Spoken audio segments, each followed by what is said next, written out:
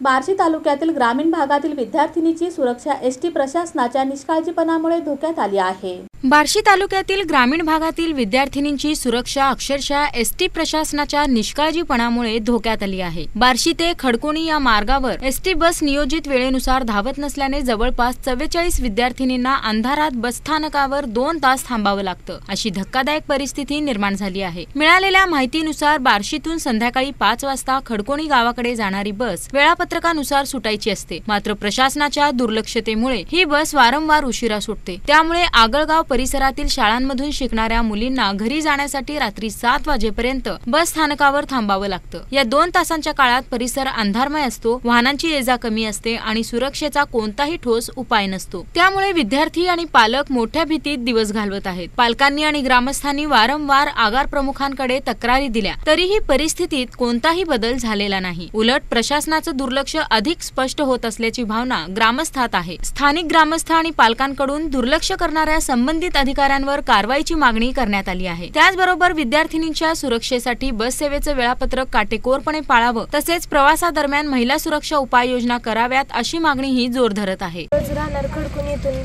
लोकसेवा विद्यालय आगळगाव येथे शिकायला येत आहे। आम्ही रोज सकाळी 9 वाजता येत आहोत। आम्ही शाळा सुटल्यावर जी 5:30 ला येणारी एसटी आम्हाला रोज 6 वाजता येते, तरी आज पण आम्हाला खूप उशीर झालेला आहे। 6:30 वाजून गेलेले आहेत। घरी जायला आम्हाला 7 वाजते। आता उद्यापासून जर एसटी आम्हाला टायमाला नाही आली तर आम्ही बस स्टँडवर येऊन गेटवर आंदोलन करणार आहोत।